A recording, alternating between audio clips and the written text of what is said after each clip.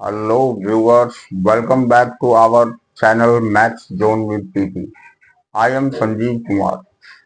Today I want to give you information about Eco 01 Chapter 3 that is Marketing.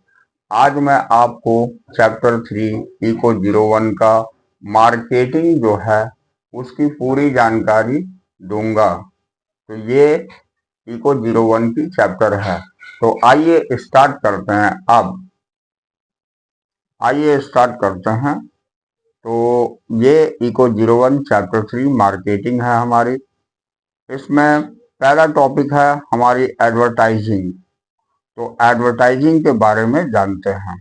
तो advertising is a form of communication that promotes A product, service और idea to targeted audience, usually with the intention of driving sales, awareness, or action.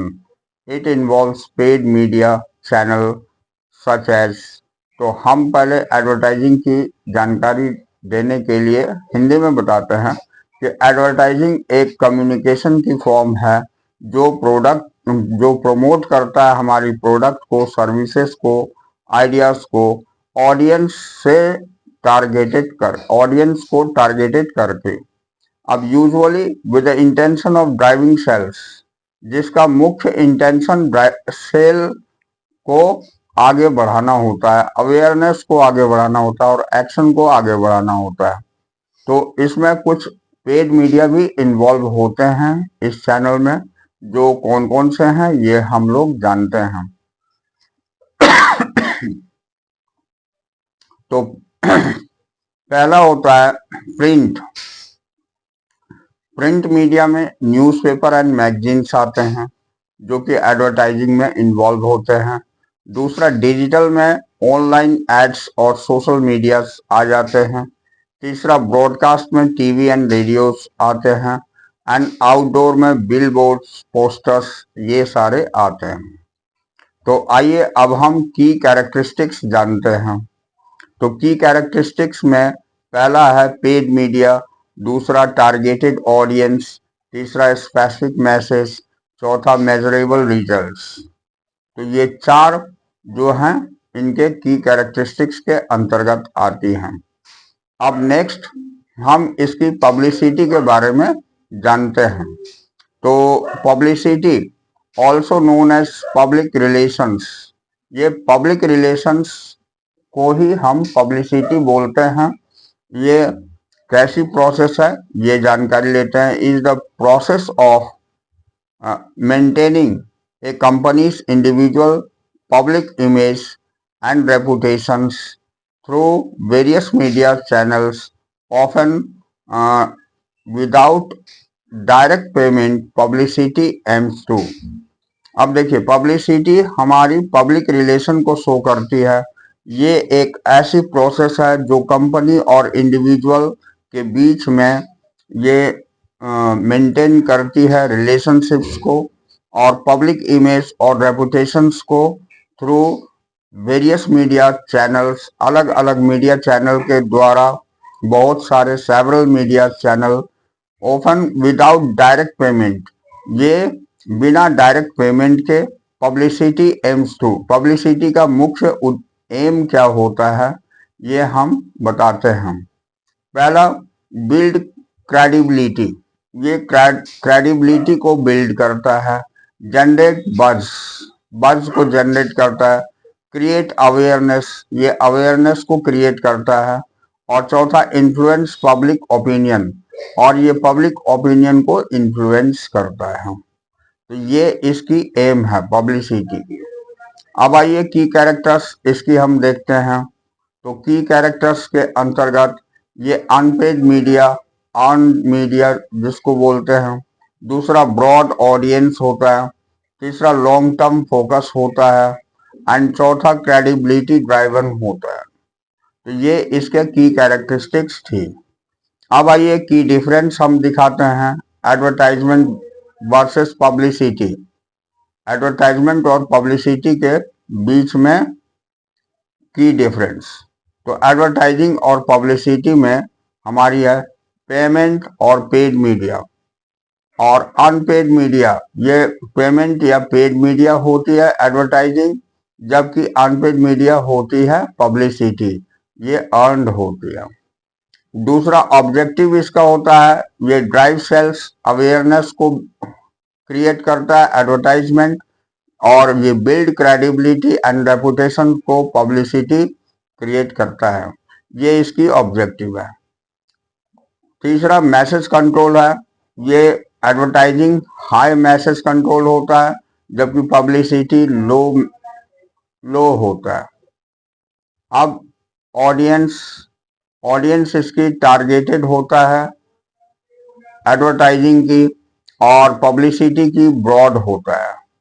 अब इसकी duration बताता हूँ, advertising short term के लिए होता है और पब्लिसिटी लॉन्ग टर्म के लिए होता है। क्रेडिबिलिटी बताता हूँ, ये लोअर क्रेडिबिलिटी होती है एडवर्टाइजिंग की, जबकि पब्लिसिटी की हायर क्रेडिबिलिटी होती है। तो these are the main differences between advertising and publicity. अब अदर रिलेटेड टर्म्स हम जानते हैं जो कि इस चैप्टर से मार्केटिंग से रिलेटेड होती है। तो पहला होता है प्रमोशन।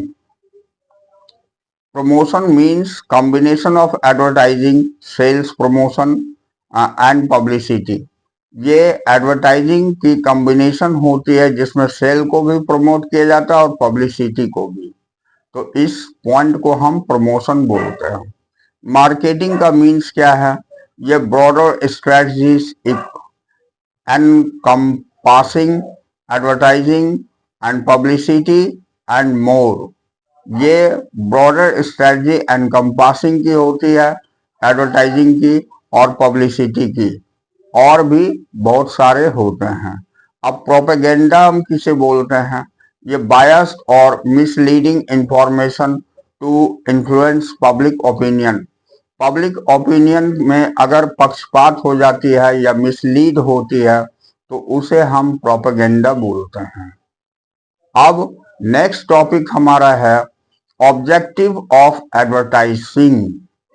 तो ऑब्जेक्टिव एडवर्टाइजिंग की क्या होती है, इसके बारे में अब हम लोग जानेंगे। तो advertisement serves various objectives including, advertising की बहुत सारी ऑब्जेक्टिव्स होती है, जिसमें पहला होता है प्राइमरी ऑब्जेक्टिव। तो इसका अवेयरनेस में हम पढ़ते हैं create awareness about A product, service and brand. ये किसी भी प्रोडक्ट की, सर्विस की और ब्रांड की अवेयरनेस को क्रिएट करता है। दूसरा है सेल्स, तो drive sales and revenue growth. ये सेल्स को ड्राइव करता है और रिवेन्यू ग्रोथ करता है। तीसरा पॉइंट है ब्रांड बिल्डिंग, ये establish and maintain brands image and रेपुटेशंस।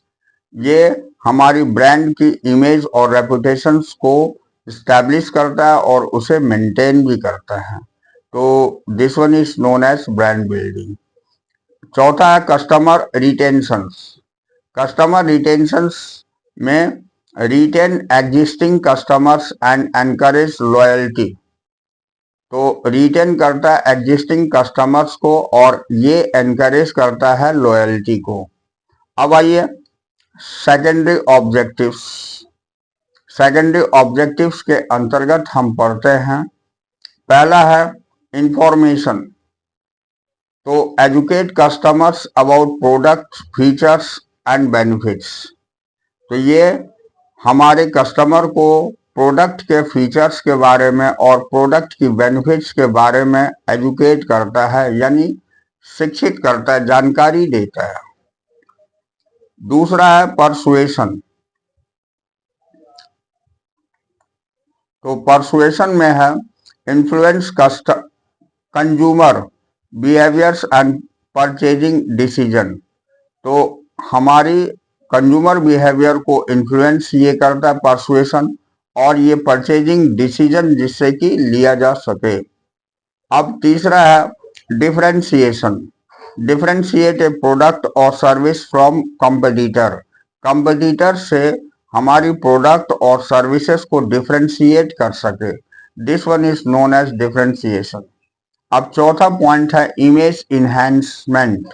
तो enhance the company's and brands image, ये कंपनी या ब्रांड की इमेज को वृद्धि कर सके। अब नेक्स्ट है हमारी क्राइसिस मैनेजमेंट।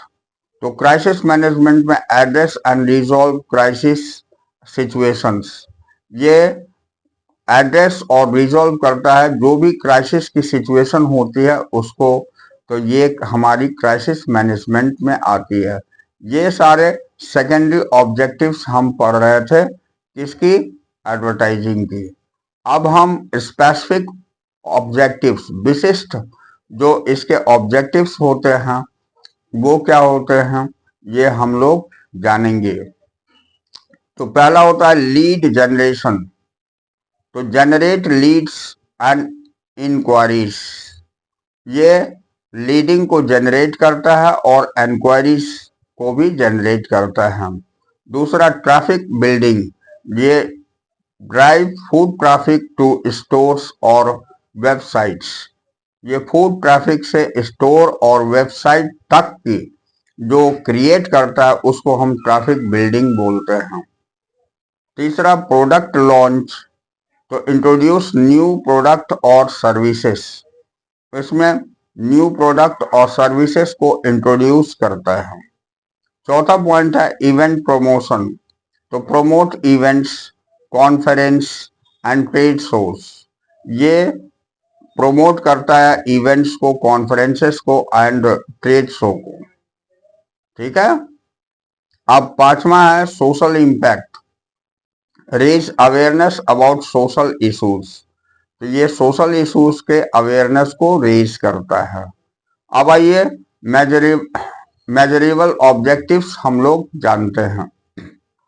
तो पहला है return of investment, ROI, measures revenue generated by advertising, ये रिवेन्यू को जनरेट करता है एडवर्टाइजिंग के थ्रू, इसी को हम रिटर्न ऑफ इन्वेस्टमेंट बोलते हैं, ROI बोलते हैं। दूसरा है कन्वर्शन रेट, तो ये ट्रैक वेबसाइट कन्वर्शन और सेल्स, इसमें हम वेबसाइट को ट्रैक करते हैं और सेल्स और इसको कन्वर्ट करते हैं और सेल्स को करते हैं, ये हमारी कन्वर्शन रेट कहलाती है। तीसरा है क्लिक, तो through this CTR measures online ad effectiveness, इसमें ऑनलाइन एड्स को इफेक्टिव बनाता है CTR, ये क्लिक थ्रू रेट है।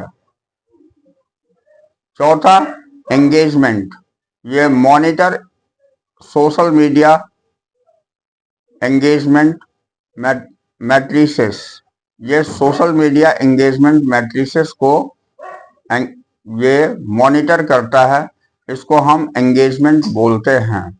अब उसके बाद हम बताते हैं नेक्स्ट टॉपिक। तो देखिए अब नेक्स्ट हमारा लॉन्ग टर्म ऑब्जेक्टिव्स है।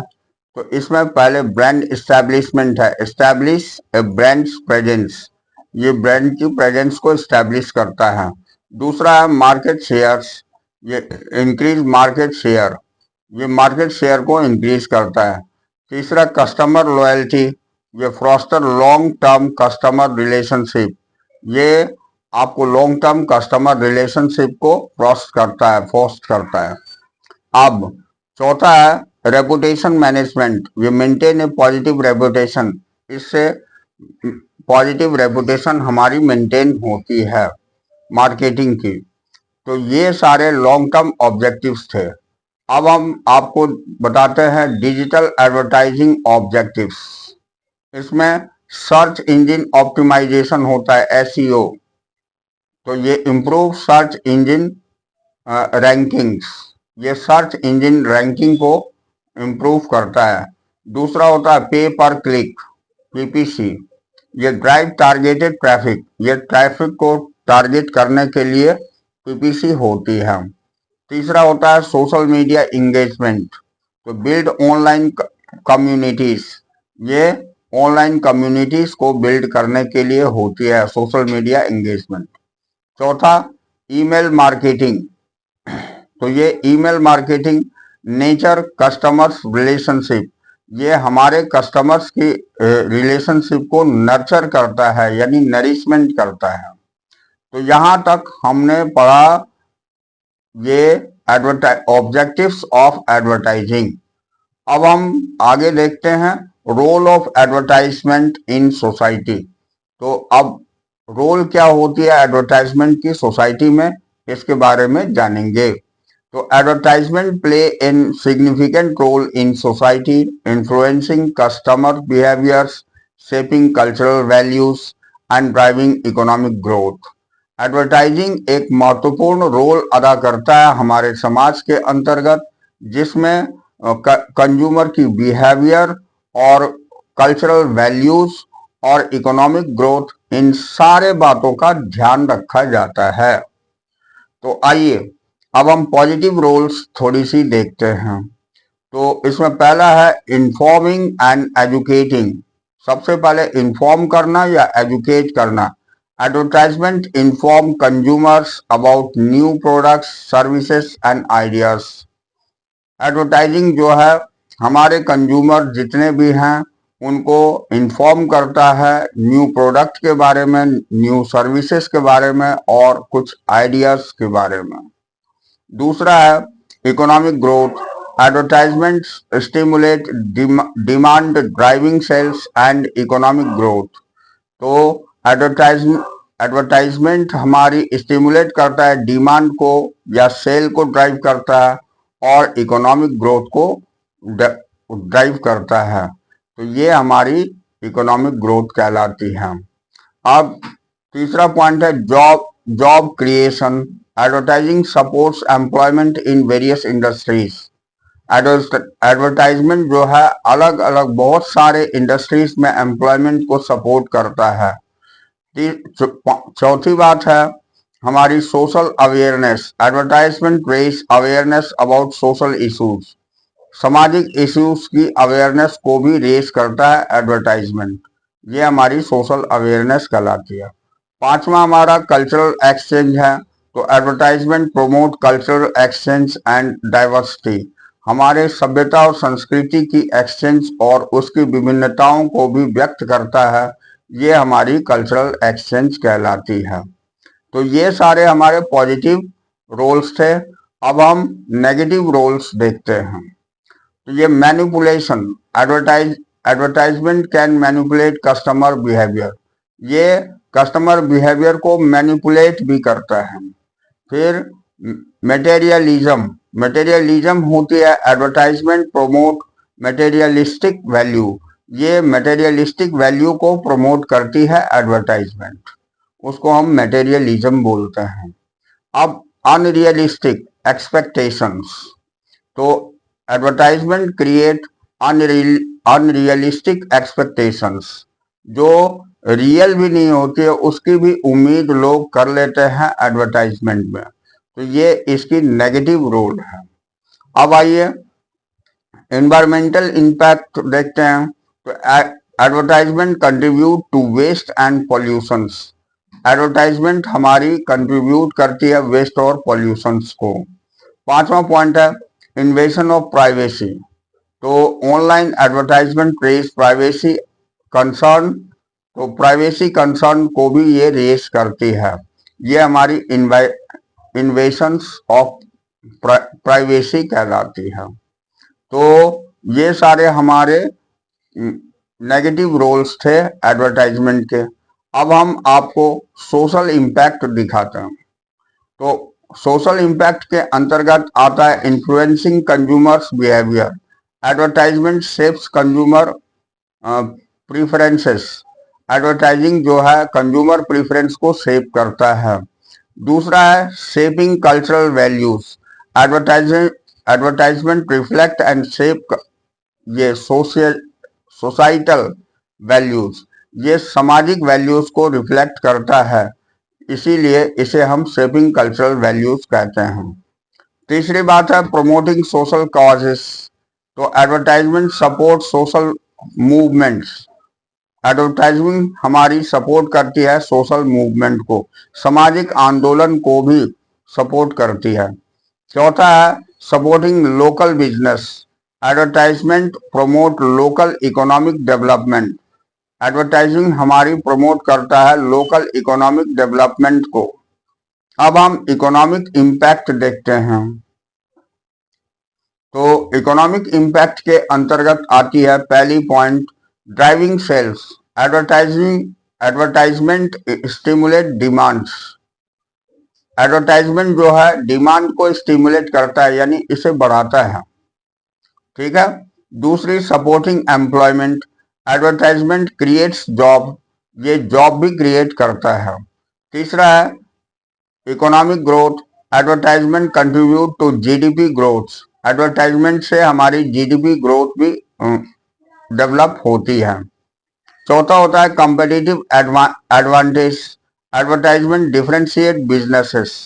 एडवर्टाइजमेंट जो है हमारे बिजनेस को भी डिफरेंशिएट करती है, तो इस तरह कॉम्पिटिटिव एडवांटेज भी मिलती है।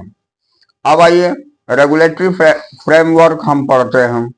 पहला है ट्रूथ इन एडवर्टाइजिंग लॉ, ये ट्रूथ इन एडवर्टाइजिंग लॉ होती है। दूसरी एडवर्टाइजिंग स्टैंडर्ड काउंसिल होती है।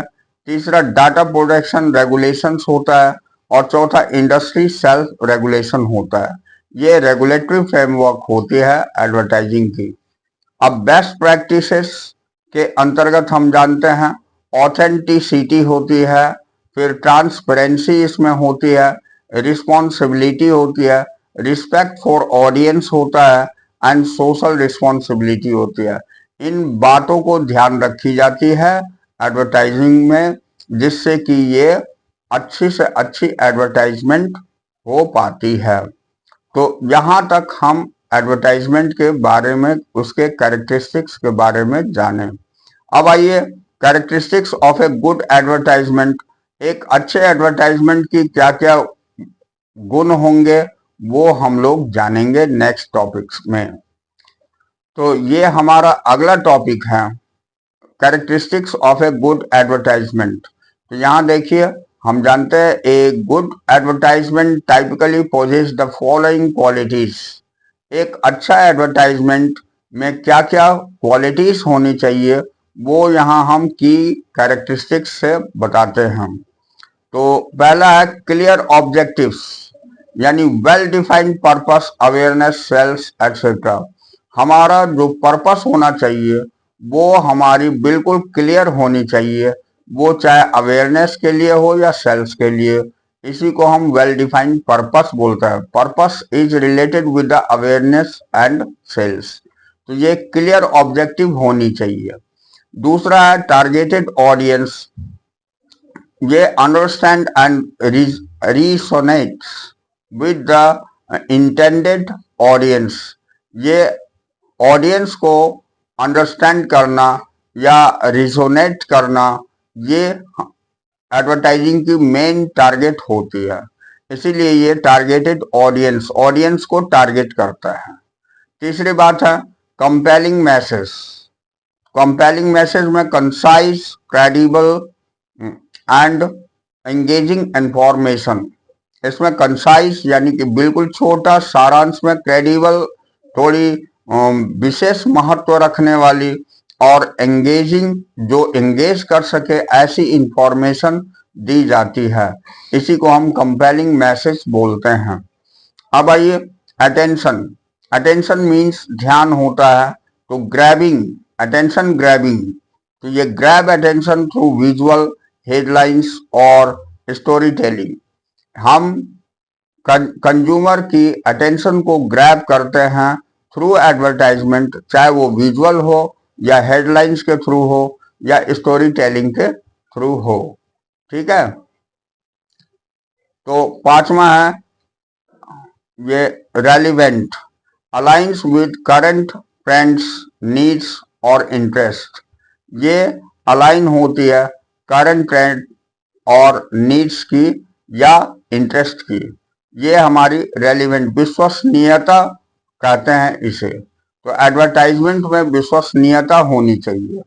अब ऑथेंटिक, ऑथेंटिक यानी कि ऑनेस्ट होना चाहिए, ट्रांसपेरेंट होना चाहिए, पारदर्शिता इसमें होनी चाहिए, ईमानदारी होनी चाहिए, एंड ट्रस्ट वर्दीनेस रिप्रेजेंटेशन, और रिप्रेजेंटेशन हमारे विश्वास के साथ होनी चाहिए। सातवां है creative. Creative that means innovative, नई आइडियाज होनी चाहिए। विजुअल अपीलिंग, विजुअली हम अपील कर सकें, एंड मेमोरेबल होना चाहिए, तो इसे हम क्रिएटिव बोलते हैं। उसके बाद मेजरेबल है, ये ट्रैकेबल एंड ये क्वांटिफिएबल रिजल्ट, जिसको हम ट्रैक कर सके या क्वांटिफिएबल रिजल्ट हो सके, ऐसा इसमें होना चाहिए, ये मेजरेबल कहलाती है। अब आइए ये इसेंशियल एलिमेंट्स, इसकी जानकारी हम लेते हैं। तो यहाँ इसेंशियल एलिमेंट्स में दिया हुआ है headlines captures attention and communicate key benefits. Headline capture attention, तो देखिए एसेंशियल एलिमेंट में पहला पॉइंट है headline capture attention and communicate की बेनिफिट। ये अटेंशन को कैप्चर करता है और कम्युनिकेट करता है हमारी की बेनिफिट्स को। दूसरा होता है विजुअल। विजुअल में सपोर्ट मैसेज, मैसेज को सपोर्ट करता है, एंगेज ऑडियंस, ऑडियंस को एंगेज करता है, और इनहैंस रिकॉल, जिससे कि वो दोबारा फिर से देख सके, इसलिए ये विजुअल वो बॉडी हमारी विजुअल में आ जाती है। तीसरा होता है बॉडी कॉपी, ये क्लियर होना चाहिए, कंसाइज होना चाहिए, एंड परसुएसिव कंटेंट होनी चाहिए। तो बॉडी कॉपी में हमारी बिल्कुल स्पष्ट और सारांश में और परसुएसिव कंटेंट, ऐसा कंटेंट होना चाहिए जो आई कैची हो। अब आइए कॉल टू एक्शन, CTA या एनकरेज एक्शन और रिस्पॉन्स, इसमें एक्शन और रिस्पॉन्स को एनकरेज किया जाता है। पांचवा है ब्रांड आइडेंटिटी, तो consistent logo, topography and colour scheme, ये ब्रांड आइडेंटिटी के अंतर्गत लोगो आती है, टोपोग्राफी आती है, एंड कलर स्कीम आती है। तो आज की क्लास हम यहीं ओवर करते हैं। नेक्स्ट क्लास में हम इससे रिलेटेड बचे रिमेनिंग जितने टॉपिक्स हैं उसको कवर करने की कोशिश करेंगे। तो that's all for today, we will meet again on the next class. Okay, bye.